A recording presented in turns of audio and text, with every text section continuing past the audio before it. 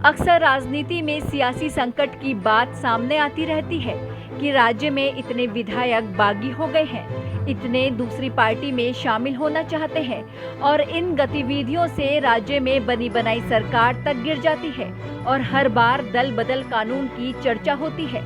इससे पहले जब मध्य प्रदेश सरकार पर संकट आया था तो भी इसी कानून की बहुत चर्चा हुई थी और अब जब राजस्थान में राज्य सरकार पर संकट आया है तो भी इसी कानून की चर्चा हो रही है। राजस्थान के विधानसभा अध्यक्ष ने सचिन पायलट और उनके 18 बागी विधायकों को इसी कानून के तहत नोटिस जारी करते हुए पूछा है कि उनके खिलाफ कार्रवाई क्यों न की जाए। वहीं हाईकोर्ट ने स्पीकर की उस याचिका पर स्टे लगा दिया है जिसमें बागी विधायकों को अयोग्य करार देने की मांग थी। अब सवाल इस बात का है कि दल बदल कानून आखिर क्या कहता है। क्या सचिन पायलट इस कानून के दायरे में फंस सकते हैं? तो समझिए दल बदल कानून सिर्फ 7 पॉइंट में। भारतीय राजनीति में विधायकों सांसदों की खरीद फरोख्त की खबरें और आरोप लगते रहते हैं। वहीं अपने फायदे के हिसाब से विधायक और सांसद पार्टी बदलते रहे हैं। ये राजनीति में भ्रष्टाचार की जड़ बन गया है। इसको रोकने के लिए दल बदल कानून 1985 में लाया गया।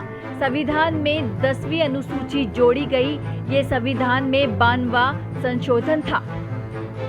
यहाँ जानकर हैरानी होगी कि हरियाणा में एक विधायक ने साल 1967 में एक ही दिन में 3 बार पार्टी बदल ली थी, जिसके बाद भारतीय राजनीति में आया राम गया राम का जुमला खूब चला। नियम के मुताबिक यदि कोई सांसद या विधायक अपनी इच्छा से अपनी पार्टी छोड़ देता है तो सदन से उसकी सदस्यता चली जाती है। ये भी दल बदल कानून के दायरे में आता है। यदि कोई सांसद या विधायक अपनी पार्टी छोड़कर किसी दूसरी पार्टी में शामिल हो जाता है तो भी उस पर दल बदल कानून लग जाएगा।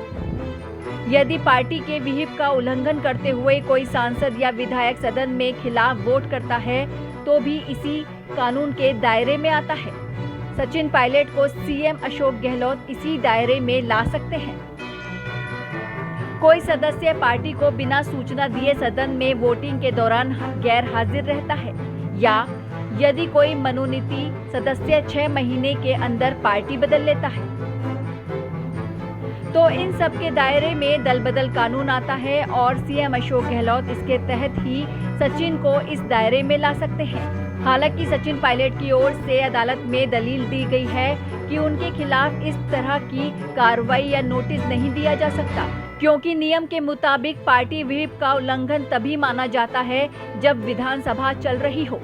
देखना भी ये होगा कि कोर्ट इस मुद्दे पर आगे क्या फैसला सुनाती है। Bureau report, Punjab Kesari group, Delhi.